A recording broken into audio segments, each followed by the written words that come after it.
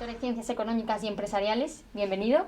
Gracias, buenos días. También contamos con Jaime Bartolomé, profesor de Arquitectura, y con Juan José, director del Máster de Energías Renovables y Eficiencia Energética aquí en Nebrija. Buenos días. Bienvenidos. Encantado. Buenas, sí. Lanzo una primera pregunta, vosotros podéis interrumpir cuando queráis, podéis hacer los comentarios que consideráis pertinentes. ¿En las ciudades se están tomando medidas suficientes para frenar el cambio climático y ser más eficientes? Empiezas tú, que eres el experto en el máster pues, En las energía ciudades, a renovable. veces parece que se delegan el Estado o otras instituciones. ¿En las ciudades se toman medidas suficientes? En las ciudades no se están tomando todas las medidas que se podrían tomar. Sí es verdad que cada vez más comercializadoras de energía eléctrica están aplicando el modelo de que cada propietario, grupo de propietarios, en zonas donde sea posible, instalar paneles solares fotovoltaicos, energía mini-eólica combinada, hibridación de tecnologías, para hacer instalaciones de autoconsumo. Cada vez se está extendiendo más el modelo. Pero lo que sí es cierto es que las energías renovables impulsan la economía allí donde se instalan. Entonces, si mezclamos esto con el teletrabajo, quizá el tema de la despoblación del medio rural puede volverse a nuestro favor como una repoblación del medio rural, incentivando la instalación de instalaciones de energías renovables en zonas más despobladas, activando la economía en esos lugares y permitiendo que la gente se pueda conectar para teletrabajar. Entonces, yo creo que no hay que insistir en el modelo de las ciudades, pero también hay que insistir en el modelo de la despoblación e intentar cambiarlos. Y entonces yo creo que tienen que ser líneas paralelas de trabajo. Pero, perdona un momento. Sí. En relación con lo que estás diciendo, efectivamente puedes generar una nueva repoblación de determinadas zonas, pero un poco la tendencia, fundamentalmente lo que hemos visto, evidentemente el COVID ha paralizado algunas cosas y ha acelerado desproporcionadamente otras, como el tema del teletrabajo, pero sí es cierto que vamos hacia unas megaciudades, ¿no? Más que otra cosa. Es decir, la tendencia es a generar pues prácticamente núcleos de población gigantescos, que evidentemente habrá que rediseñarlo completamente, ¿no? Porque el sistema económico de la ciudad, como estaba diseñada a hacer ciudades, pues como están pasando en China, ¿no? Que están pasando ciudades de 300.000 habitantes a 30 millones de habitantes, pues prácticamente en un periodo de tiempo de menos de 10 años y tal, pues eso difícilmente es sostenible, ¿no? Si no cambiamos el modelo de diseño. Ahí sois expertos vosotros, yo soy menos experto, pero sí desde el punto de vista económico el futuro o la tendencia del futuro era hacia las grandes megalópolis que tenían unos problemas de diseño estructural completamente diferente a lo que estamos acostumbrados hasta ahora, ¿no? Sí, interven, te iba a preguntar. Sí, bueno, la verdad es que me parece un tema de tal complejidad que casi no sé ni qué decir, ¿no? Pero lo que sí diría al hilo de lo que comentas es que sí que puede haber un modelo interesante ahora mismo con ciertos experimentos que se están haciendo de ciudades de cero, ¿no? Entonces hay varios de esos, ¿no? Hay pues esto de Neom en Arabia, hay algún experimento hubo en Kazajstán, hay varios. Digo porque la complejidad es tan inabarcable cuando estás hablando de un tejido urbano, de una ciudad, a lo mejor ya que tiene una evolución de milenios, ¿no? Donde la planificación se va haciendo por fases. Cada fase contradice los criterios de los urbanistas de 20 años antes, ¿no? Que es en lo que nos encontramos en Madrid, por ejemplo, permanentemente, pues primero haciendo coronas, luego haciendo ensanches, luego haciendo los PAUs, luego los PAUs ya se niegan y se considera que hay que hacer otros modelos y tal. Entonces, quizá los modelos de ciudad de cero, ¿no? Como de este tipo, donde además estamos ahora en un momento, en un estadio cultural donde el sistema el concepto de la sostenibilidad es de importancia máxima y por tanto es una de las piezas clave de ese diseño, pues nos va a ayudar a saber que se puede hacer a lo mejor en modelos aplicables luego a lo mejor a crecimientos más pequeños de otras ciudades ya consolidadas o algo así, ¿no? ¿Y la tendencia actual cuál es? ¿Cómo se está afrontando desde la ciudad este tema de la sostenibilidad a la hora de diseñar espacios, de reconfigurar infraestructuras? Pues hay un poco de todo. Yo conozco casos, por ejemplo, el último que he visto es esta ciudad lineal, ¿no? Experimento de ciudad lineal tejida a través de un hyperloop de estos, de modo que todo el tráfico... Realmente es una idea vieja la ciudad lineal, es una idea del siglo XX, de principios del siglo XX, ¿no? Pero se ha retomado, hay una propuesta de ciudad lineal que tiene como, no sé, 40 o 50 kilómetros de longitud y donde toda la ciudad se desarrolla en torno a un eje. Y ese eje tiene un único medio de transporte ultra sostenible, me imagino que dimensionado enormemente para pues acumular un flujo de habitantes y tal. Pero bueno, pues son modelos al final que ya se han practicado en el pasado y que bueno han funcionado de aquella manera, pero digamos que se les intenta dar, yo creo, como un impulso a través de la tecnología, como pensando que se pueden radicalizar y convertir en más válidos y tal a través de esas herramientas. Y por ejemplo, ¿cómo se incentiva la población para participar a cuidar esos entornos? Porque al final se crean, se valorizan, se crean al final pues para que tengan un objetivo, pero ¿cómo intentamos a la población para que al final ellos mismos tengan cuidado de este medio ambiente? ¿Cómo lo hacemos? Bueno, el incentivo es claro, es decir, aunque la energía sea gratuita y aprovechemos energía renovable, no quiere decir que tengamos que malgastarla o maltratarla. O sea, la energía es un bien muy caro de conseguir. Antes nosotros teníamos que pagar por el combustible y por las instalaciones, y ha sido tradicional. Pagamos por el combustible a nuestro propio país o a países terceros, y luego hay que pagar por las instalaciones que gestionan el combustible y nos dan la energía.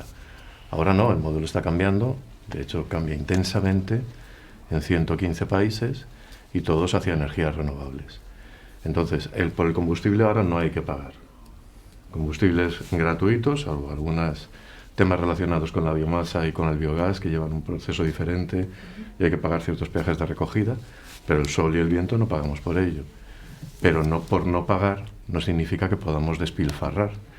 Entonces, hay que hacer una buena docencia de dónde nos lleva el camino de la energía actual y concienciar a la población de que cuantas más medidas de ahorro y eficiencia tomemos, menos coste vamos a tener en nuestra factura a final de mes y más beneficioso para nosotros. Bueno, es que hay muchas personas que creen que, bueno, tienen la sensación de que al final la sostenibilidad es igual a prohibición, es igual a quitarse y prohibirse de cosas, pero realmente no es así. O sea, ¿cómo podemos explicar a la gente que no es así, que realmente es positivo para nosotros y que hay otras alternativas, que no es prohibición? Bueno, en los estudios un poco más de tendencias sociales, donde yo no soy muy experto en el tema del tema social, pero lo que sí vemos desde el punto de vista de la economía es que, por un lado, sí hay una tendencia hacia la sostenibilidad, todo el mundo se declara completamente sostenible, pero luego no es tan sostenible en su comportamiento diario, ¿no? Es decir, y el trasfondo de saltar de determinadas energías, pues de los combustibles fósiles, etcétera, a energías renovables, pues es complicado, porque en determinados países depende un poco de cuáles son las estrategias o las decisiones estratégicas energéticas que han tomado. Efectivamente, sí vamos hacia el tema de las energías renovables, pero a algunas les cuestan más, ¿no? Pero y les cuestan más no porque no sean sostenibles ellos o porque no consideren que sean sostenibles, sino porque su industria está basada en determinados aspectos de tecnologías de combustibles fósiles, ¿no? Por ejemplo, cuando en las cumbres de Río, de París, etcétera, se pone como base el eliminar las emisiones de CO2 o reducirlas a determinadas... ¿Por qué Francia le parece fenomenal y por qué a Estados Unidos no? Pues fundamentalmente porque Francia toda su energía surge fundamentalmente de centrales nucleares, ¿no? Con lo cual no hay residuos de CO2 en la central nuclear. Hay otros problemas, ¿no? Pero no de CO2. En cambio, ¿por qué Estados Unidos no? Pues porque tienen una industria muy posiblemente obsoleta desde el punto de vista de las fuentes de energía, pero que están echando muchísimo CO2 al ambiente, ¿no? Entonces, eso hay que equilibrarlo y hay que hacer mucha inversión, y en estos momentos el hacer inversión pública pues es muy complicado, ¿no? Pues estamos en una crisis económica que todavía, a pesar de que Wall Street está en máximos históricos, pues la realidad no se ha solucionado todavía, y hay una emisión de deuda importante en todos los centros, Europa y Estados Unidos y Norteamérica y Sudamérica, por el tema del COVID, y entonces es complicado hacer esa transición de un tipo de energía a otro tipo de energía, que hay que tener, aunque la energía sea gratis, como dice mi compañero Juan Carlos, pero sí hay que hacer una transmisión de esa determinada energía, y hay que invertir en ese. Como el precio de la... Disculpa. Sí, iba a decir, y luego están los países que aún no se han desarrollado tanto, ¿no? Que claro, para ellos es un agravio comparativo, ¿no? O sea, llevas tus 80 años emitiendo, ¿no? CO2, y ahora que empiezo yo que llevo yo solo 10 años o lo que sea, y estoy despegando, ahora tengo yo que cortar de raíz, ¿no? Y a lo mejor tengo además 10 veces más población que tú, ¿no? Entonces, claro, eso es un acuerdo súper... No, yo respecto a este tema, aquí sí, en otros probablemente no tenga nada que decir, pero en este creo que sí, respecto a cómo involucrar digo desde la arquitectura y desde el diseño y tal, cómo involucrar a la gente en el aprecio hacia estos temas de la sostenibilidad. Yo creo que ahí sí que pues ahí hay mucho material para los diseñadores de ciudades, digamos, arquitectos, urbanistas y diseñadores de todo tipo, para reflexionar sobre cuál es ahí el objetivo, ¿no? Y se está pensando mucho, es un tema que está muy manoseado por nuestra parte, y hay mucha confusión probablemente, pero yo aquí me gustaría reflexionar sobre cuál es el origen de la apreciación sobre la naturaleza, sobre el entorno natural que hay, digamos, desde un punto de vista cultural, ¿no? Y eso, la verdad que no ha existido siempre, ha existido en un momento dado, en un punto de la historia, empieza a haber un cierto aprecio hacia la naturaleza. Anteriormente se consideraba como algo que estaba ahí, se daba por hecho, o cuando menos, o se rechazaba incluso. O sea, los arquitectos del Renacimiento, pues la naturaleza salvaje y tal la veían más bien como una cosa sin interés, inarmónica, que no era bella, no tenía las proporciones, no representaba ideas que estuvieran acordes con su ideología, con su concepción del hombre y tal, ¿no? Pero ¿qué pasa? Que alrededor de principios del siglo XVIII, un poquito antes, a lo mejor en Inglaterra o así, sí aparece esa apreciación, y va paralela pues con todo este mundo del empirismo inglés, del pintoresquismo, y lo que va ligado es al diseño de jardines, ¿no? Entonces yo diría, si queremos fortalecer el aprecio hacia el entorno natural y tal, pues el primer precedente que tenemos en la historia de la cultura es en el diseño de jardines. Vale, entonces el diseño de jardines es una actividad muy concreta en la cual pues se busca el componente emocional, ¿no? Y de experiencia de las personas. Entonces coincide que empieza el diseño de jardines como una disciplina, que empieza el aprecio hacia el entorno natural como una experiencia, digamos, cultural, o como un elemento cultural, y que nace también el interés por la experiencia y las emociones de los espectadores, de los usuarios, ¿no? Ya incluso en el arte mismo, ¿no?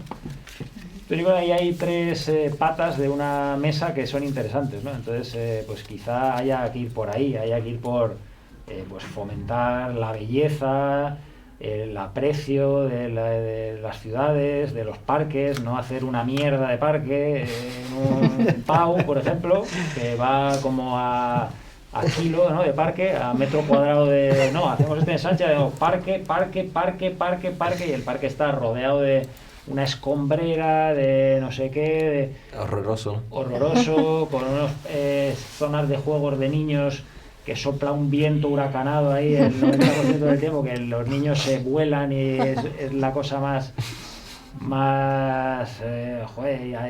intempestuosa y tal que hay, ¿no? Entonces, yo desde mi punto de vista diría, tratemos con cuidado esos espacios, metamos la naturaleza en las ciudades, pero bajo un punto de vista del diseño exquisito, de la belleza, de cómo se incorpora la arquitectura con la naturaleza, que eso está en la base también de ese pintoresquismo del siglo XVIII, donde la ruina aparece como un símbolo de la arquitectura, del pasado, del paso del tiempo, del clima, de la meteorología. Es todo ese mix creo que es muy viejo, pero sin embargo es muy pertinente también para la actualidad. Y ya con este rollo ya...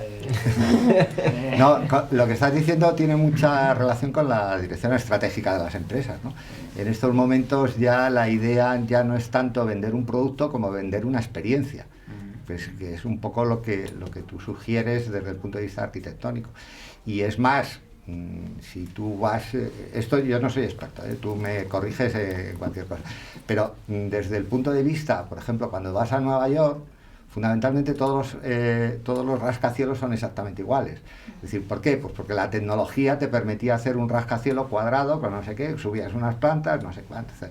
Ahora cuando vas a Saigón a Shanghái, o vas a Hong Kong, o vas a los Emiratos Árabes, o cualquier sitio, haces unos rascacielos que no tienen nada que ver con el Empire State Building, con el Chrysler Building, y no sé qué, que están retorcidos, no sé qué. ¿Por qué? Pues porque el desarrollo tecnológico te permite vivir otras experiencias completamente diferentes de las que se vivía antes, ¿no? Es decir, la arquitectura ahí haría las veces de vender una experiencia frente a vender pues un edificio, un parque, una cuestión de este tipo, ¿no? Quizá eso sea eficaz de cara a la sostenibilidad. Nosotros muchas veces comprendemos las cosas, pero si no hay, digamos, una experiencia más directa con esa cosa que es un bien, que te hace un bien a ti, ¿no? O sea, el entorno natural que permite que tu vida sea positiva, un aire limpio, una naturaleza no corrupta, no contaminada, tal, es decir, lo que a nosotros nos hace bien, pues hemos de experimentarlo de la manera más poderosa posible para que lo apreciemos y queramos cuidarlo. Porque si no, uno dice, no, se está deforestando no sé cuántas hectáreas en el Amazonas cada día y tal, y dices, joder, y te preocupas, ¿no? Pero si se quema, o sea, lo que está al lado de tu casa, que es donde vas tú a pasear, entonces ya es una desgracia, o sea, es una desgracia enorme para ti, ¿no?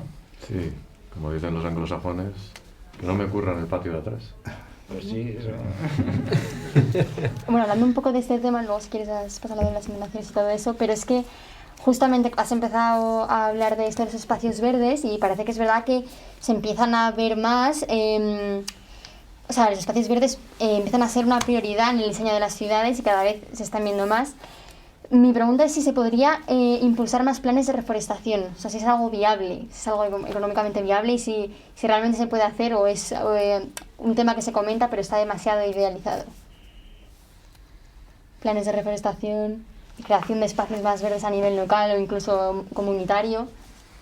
Yo en eso no soy experto. Yo tampoco soy experto, yo insisto en lo mismo, yo creo que no hay carencia de espacios verdes, yo no creo que eso sea el problema. Y reforestación, no sé, yo recuerdo datos de Madrid, de típica esa campaña electoral anterior o algo así, se han plantado de los órdenes de cientos de miles de árboles en un año, ¿no? O sea, yo no creo que estemos ante un problema de deforestación en nuestro entorno, Otra cosa son los grandes, el Congo o el Amazonas, no sé qué, que eso sí que es lo realmente preocupante. En nuestras ciudades, yo creo que, no sé, es que claro, yo tampoco soy un experto, no sé qué está pasando a lo mejor en las megaciudades de Asia, si es que está habiendo una deforestación, en lo que yo conozco, no. Juanjo, ¿nos puedes hablar de algún proyecto que a ti te haya llamado la atención, que se haya llevado a cabo en ciudades en pos de la sostenibilidad y que pueda inspirar a todos los que nos ven desde casa? Varias ciudades que están intentando ser renovables 100%.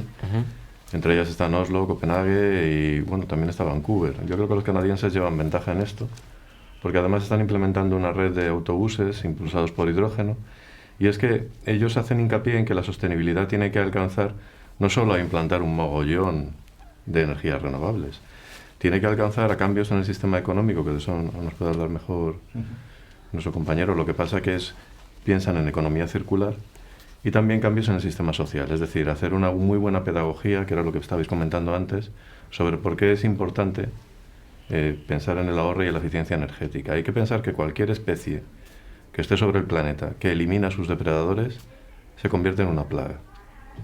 Nosotros hemos desplazado a todos nuestros depredadores, están en reservas naturales, o están en el océano, sabemos dónde andan, o están en el zoo. Entonces, nosotros estamos creciendo desparramándonos alegremente. Y cada ser humano que viene presiona sobre 5 conceptos. Presiona sobre agua, alimentos, energía, espacio. He dicho 4, me falta el 5, también interacción social. Entonces, claro, ¿cómo se regula todo esto? Bueno, pues se están pensando en ciudades que sean completamente sostenibles. Hay una especie de carrera hacia ello, yo creo que Vancouver lleva un poquito de ventaja y confiemos en que ese modelo sí ayuda a desarrollar las ciudades, que es lo que decía mi compañero, que se tiende a ir a megaciudades, pero yo quiero poner el foco también en que habría que ir en paralelo hacia ocupar la parte que se está despoblando del territorio, porque ahora es una buena oportunidad, ya que está el teletrabajo y ya que cualquier proyecto de energías renovables puede incentivar la economía local allí donde se instala. Entonces yo creo que habría que pensar varias líneas en paralelo, no solo una, que llegará a las megaciudades, ya estamos llegando inevitablemente, pero varias, porque tiene que haber varios modelos conviviendo. ¿Cómo casa eso con el tema de la economía circular? Que desde hace un tiempo pues ya está en boga y es uno de los principios, ¿no?, por los que se apuesta desde los gobiernos, la economía circular. Hombre, el concepto, bueno, pues dentro de todos los parámetros de los objetivos de sostenibilidad de la ONU y demás, pues una de las cuestiones que se tiene en cuenta, pues es, entre otras, pues lo del consumo responsable, la economía circular, etc. Evidentemente, antes lo estábamos hablando en el café, ¿no? Es decir, muchas veces al final no tenemos materias primas suficientes para producir determinadas cosas y si no reciclamos difícilmente vamos a conseguir las materias primas. Creo que la huella del carbono, tú que eres experto en eso, lo tenemos más que superado y tirado ya, pues... Sí, consumimos un planeta consumimos y medio, un planeta como a 4 así cada de vez recursos al año, ¿no? Es decir, superamos los recursos que genera el planeta, los superamos con creces. Evidentemente la tecnología ayuda a seguir manteniendo los ritmos de crecimientos y cosas de estas y demás, pero también es cierto, como tú decías antes, que hay determinados países que efectivamente si nos diera por consumir a los indios y a todos nos diera pues tener pues en una familia que en las economías occidentales pues podemos estar compuestos por 3 o 4 miembros y tenemos 3 o 4 coches, es decir, pues si a los indios les diera por hacer coches para toda su población, o a los chinos y demás, o en Nigeria, es decir, y todo el mundo tuviera pues 3 o 4 coches como en las familias occidentales, pues el mundo sería insostenible completa y absolutamente, y digamos a la destrucción absoluta, ¿no? Tendría razón Elon Musk en irse a Marte y vivir allí tranquilamente sin hacer... Sin que nadie le moleste. Claro, y hacerse, ¿cómo se llama eso? Emperador de Marte o algo así. Bien, pues, entonces, en ese aspecto es complicado. Es decir, evidentemente hay determinados países, por ejemplo Suecia, que importa basura, ¿no? Es decir, porque reciclan tanto que es que no tienen ni basura para utilizarla para las biomasas o las cosas estas que se necesiten, ¿no? Entonces ahí hay que equilibrar determinados modelos económicos con otros modelos económicos.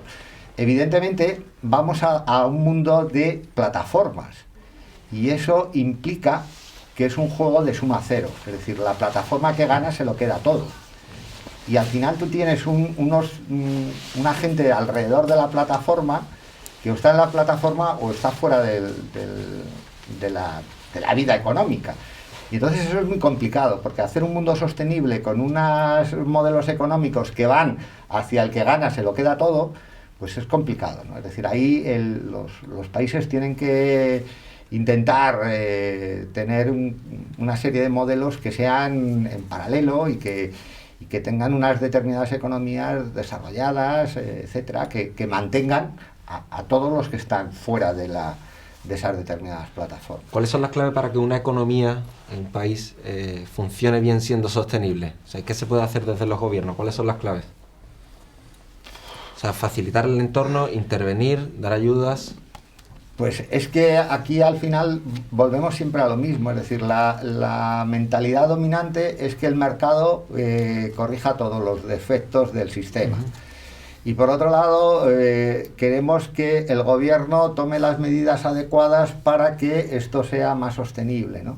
Entonces, el tomar decisiones que afecten al desarrollo es absolutamente inevitable.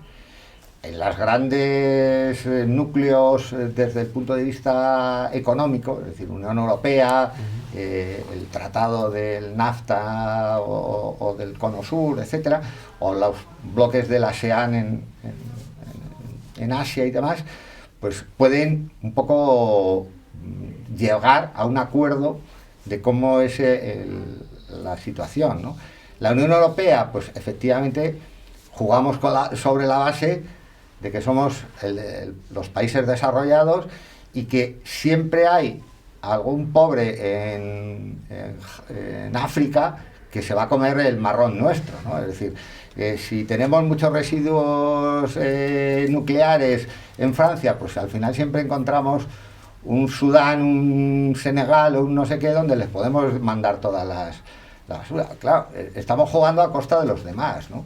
Entonces eso tiene que haber un consenso mundial sobre este mundo al que vamos y que efectivamente es absolutamente necesario porque estamos viendo las consecuencias pues, de desertización, de deforestación, los glaciales que ya cada vez son menos, todas esta serie de cuestiones que en un mundo donde el desarrollo económico es fundamental y es no sé qué, pues a lo mejor el desarrollo sostenible es mucho más importante que el crecimiento del PIB, ¿no? Porque no hay sostenibilidad en el... Hablabas de consenso mundial en torno a estos retos. ¿Hay ahora mismo ese consenso global? Y si no lo hay, ¿cuáles son los motivos? ¿Qué es lo que frena que todos nos pongamos de acuerdo en lo básico? Lo decía el compañero antes, aunque vengamos de los acuerdos de París y los hayan firmado muchos países, luego después hubo otros países que los habían firmado que se salieron de los acuerdos. Y hay países, como decía el compañero, que no pueden estar en esos acuerdos. Por ejemplo, el aumento de las emisiones de gases de efecto invernadero por unidad de PIB está aumentando en varios países, porque están consumiendo más recursos fósiles. Ellos están empezando ahora, que era lo que estaba comentando, ¿eh? Entonces, claro, demandarles que se pongan a vanguardia o al lado de la vanguardia con una tecnología renovable de la que no disponen cuando tienen otros recursos que pueden quemar, pues... Eso es interesante, porque ¿qué papel jugamos los países más desarrollados a la hora de obligar a los que están en vías de desarrollo a adoptar medidas sostenibles, cuando eso les supone un perjuicio? ¿Cuál es el papel? ¿Qué principios deben regir esa relación con esos terceros países? Ni idea, pero yo no creo que se pueda, o sea, veo muy difícil obligar. Hombre, se podrá hacer hasta cierto punto cierto chantaje ahí, yo que sé, a través del Banco Mundial, de líneas de financiación que puedas quitar, no sé qué, bueno, sí, pero no sé. Pero el Banco Mundial y el Fondo Monetario Internacional es una herramienta que tienes para constreñir allí a los países que tienen problemas, ¿no? O sea, que tampoco les puedes... Es que yo creo que es tan injusto de base eso que es difícil o sea, que va a ser muy difícil que lo acepten esos países porque, pues eso, yo recuerdo de los debates de París o así que, claro, que los países en desarrollo, algunos también proponían que se tenía que utilizar la medida de emisiones per cápita, ¿no? También. Porque me parecía de un cachondeo absoluto que dijeran, no, es que son las emisiones por país. y tal. Y claro, entonces decía, pues es que yo tengo 1.000 millones Claro. de habitantes y estoy emitiendo lo mismo que tú, que tienes 200, ¿no? Ujú. ¿Cómo me pides que emita lo mismo? Claro, es Los- lamentable eso para ellos. Los países que has citado tú, las ciudades, India. Vancouver. Claro, Vancouver hacer en Vancouver una ciudad sostenible es muy sencillo, ¿no? Es decir, tienes espacios vírgenes por todas partes, tienes una tasa de habitante por kilómetro cuadrado cero, es decir, porque no hay habitantes. Es más, hay siempre ofertas para que te vayas a trabajar allí a Canadá, que te dan la carta de residencia, la nacionalidad, lo que 100.000 euros para que pongas una casa allí o lo que sea, es decir, con tal de que vayas, porque tienen un problema de habitantes, ¿no? Pues es sencillo hacerlo. Claro, hacerlo, pues yo qué sé, en Pekín, pues es más complicado, o en Japón, las ciudades de Japón que no tienen sitio donde estar, por eso inventaron el Just in Time, ¿no? Porque no podían tener productos en el almacén, porque era más caro tener un almacén que tener el producto, ¿no? Entonces, esta serie de cosas son muy difíciles de coordinar, ¿no? Entonces, que Oslo es una ciudad muy sostenible, pues claro, tienen petróleo en el Mar del Norte, riqueza forestal por allí, incluso tienen belleza de los fiordos para atraer cruceros que hagan viajes turísticos y no sé qué, y 14 habitantes, pues evidentemente, pues Sí, al final los más sostenibles van a ser los que más petróleo han tenido para vender. O sea, el fondo ese soberano noruego, los sauditas, no sé qué, son los que ahora dicen, bueno, también porque están viendo que, claro, que van a tener que cambiar de modelo, ¿no? Pero en Venezuela, que tenía petróleo, no creo yo que pase. En Venezuela no ha gestionado bien su fondo soberano, ¿no? Ni en Angola tampoco. Juanjo, ¿algún día tendremos energías renovables 100% y a coste muy reducido? Ya que dicen que la tecnología tiende a costar cero. Tiende. Bueno, entra a coste cero en el pool energético actual, porque el combustible es gratuito. También las nucleares en el pool español entran a coste cero, son las primeras que entran a formar el precio de la energía para el día siguiente, interdiario y de 15 días en 15 días. Si entran a coste cero las nucleares también, porque se supone que están amortizados los costes de fabricación y de implementación de esa tecnología. Pero eso es cómo está regulado ahora el mercado. Evidentemente, si el mix cambia y vamos a un mix de renovable, eso se tiene que ajustar. Se tiene que ajustar y se seguirá cobrando la energía a un precio, el precio que se determine con la nueva legislación, porque se están sucediendo fenómenos que son un poco raros dentro del mercado energético, como son zonas que tienen una elevada producción fotovoltaica, que a veces el coste de la energía sale negativo. Entonces, claro, esos dilemas del mercado, esas extrañezas que se generan en el mercado, cuando entra de golpe mucho un paisano, un personaje, un activo nuevo en gran cantidad y genera un desequilibrio, todavía hay que ajustarlo. Entonces, yo sí creo que vamos a un mix energético casi 100% renovable. Pero en la Unión Europea, fijaros que han dicho que el horizonte de 2050 es un 80% renovable. Dejan un 20% porque Francia es un país de gran peso en la Unión Europea y, como decía el compañero, Francia usa energía para todos los recursos civiles, pues energía nuclear. ¿Qué pasa? Que eso también entra en contradicción porque si se estudian las curvas PIC del uranio, actualmente el uranio es lo único que se puede fisionar.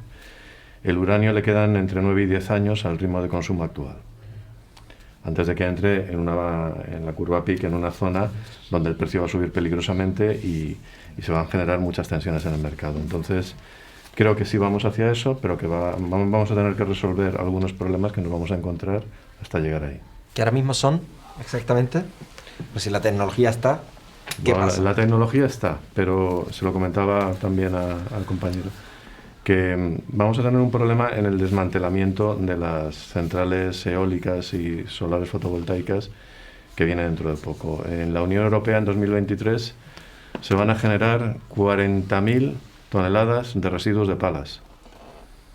Son fibra de vidrio, fibra de carbono y resinas epoxi, muy difíciles de gestionar, No hay un reciclaje claro, están catalogadas como residuo no peligroso.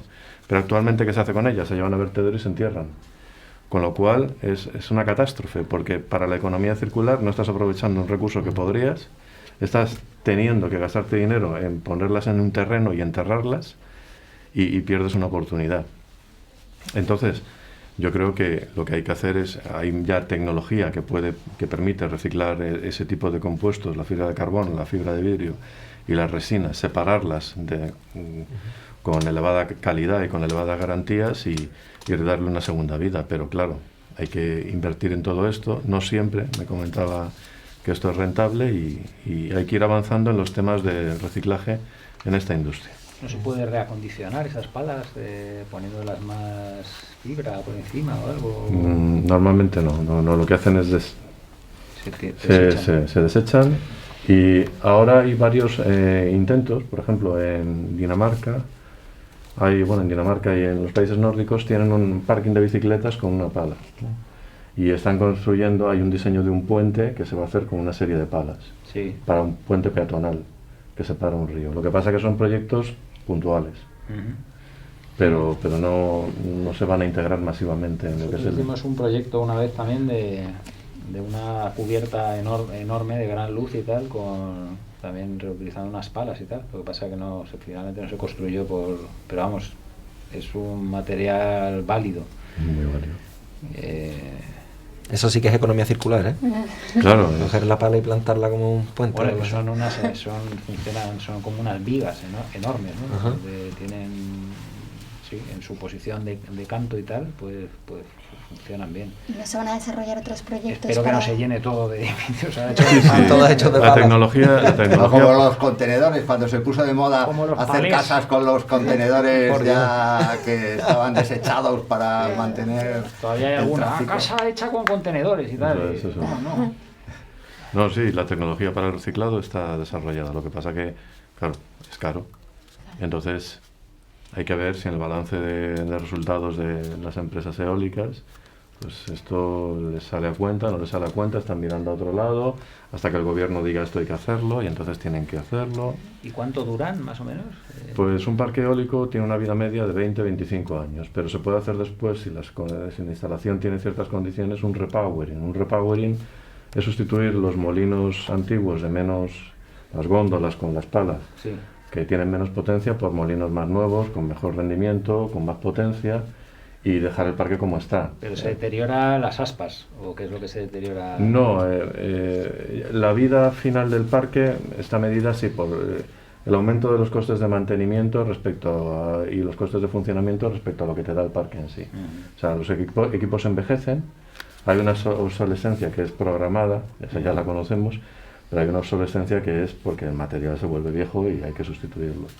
Entonces, también las zapatas de sustentación pueden aparecer grietas, todo esto hay que vigilarlo. Joder, pero es poco, 20 años, ¿eh?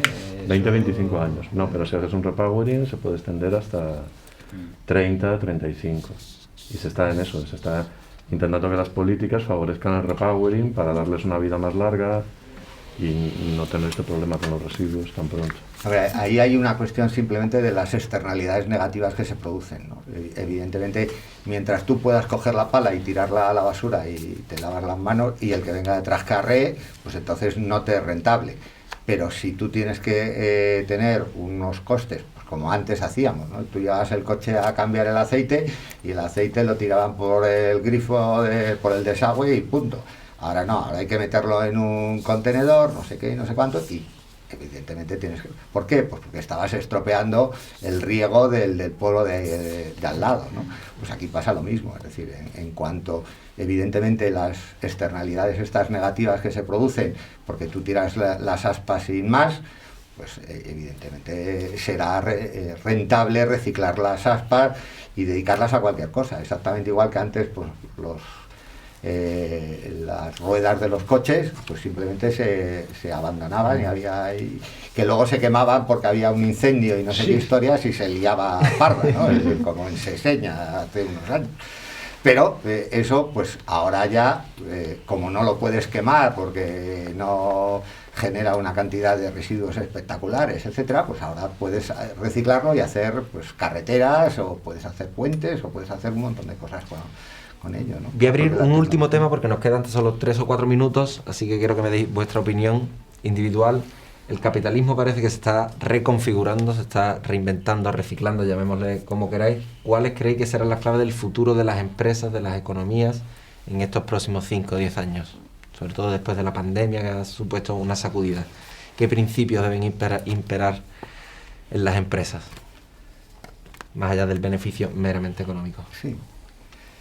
Bueno, el capitalismo yo creo que se reinventa todos los años, es decir, que se reinventa siempre y al final siempre sigue siendo el capitalismo y además ha ganado la partida, ¿no? Es decir, ha ganado en este aspecto la lucha contra otros modelos económicos y ya está, ¿no? Posiblemente, pues, que tengamos un capitalismo menos salvaje que el que hay en estos momentos y tal, pues yo no soy muy optimista en ese aspecto, ¿no? Es decir, fundamentalmente porque lo que decía antes, es decir, el modelo económico se ha trasladado de una empresa que tenía una cadena de valor interna, donde tú tenías determinados recursos, determinados físicos, personales, tecnológicos, etcétera, ahora a una plataforma donde tú te enganchas o no te enganchas. Si no te enganchas, estás fuera, y al final es un juego de suma cero. En los juegos de suma cero el que gana se lo lleva todo. Y esa es la tendencia que estamos en estos momentos, ¿no? Es decir, al final luego nos quedamos con la anécdota. Si el repartidor de globo tiene que estar dado de alta en la seguridad social o no está, o sea, no, pero el modelo está desechando al que no está dentro de una determinada plataforma. Y la plataforma sobreviviente es la que se lleva todo. Si tú coges el valor de las empresas, en estos momentos, las tecnológicas, que son plataformas, Google, Apple, Microsoft, no sé qué. Es decir, tienes que esperar, bueno, la energética de Aramco, que es el Estado de Arabia Saudí, no es una empresa, pero es el petróleo de Arabia Saudí. Excepto esa, las demás todas son tecnológicas y el fondo Berkshire Hathaway. Las personas más ricas del mundo simplemente son los dueños de una plataforma. El de Facebook, el de Google, el de no sé quién y el de... no sé. Con lo cual, no soy muy optimista en que se pueda domesticar un poco ese capitalismo salvaje que vivimos en estos momentos. Bueno, con esa visión un poco pesimista o no tan optimista, nos quedamos. Si queréis darme un titular cada uno, porque nos queda menos de un minuto, quiero hacer un comentario sobre eso. No, es que los tiempos van variando, no te preocupes, no ha sido tu culpa. No, yo no tengo ningún titular, faltaría más sobre este tema del capitalismo y tal. No, yo... La arquitectura, tú te quedas con la arquitectura. Yo sí, claro. Con parques más bonitos, que sean muchos pero más bonitos. Bueno, yo sí que creo que hay una revolución ahí, pues de la belleza y de la apreciación de las cosas a partir de ahí. Sí, yo sí creo en eso y bueno, y también lo he estudiado y tengo mis fundamentos para creer que eso es importante, obviamente. Muy bien, Juan José. Pues hay que caminar hacia, yo creo que una economía más circular y hay que caminar hacia pues todos los temas de renovables, de ahorro y eficiencia energética. Sabemos el camino que hay que hacer, pero va a haber obstáculos. Pues nos quedamos con ese mensaje, ¿verdad, María? Así es. Muchísimas gracias a todos por estar aquí con nosotros, por compartir vuestro conocimiento y nada.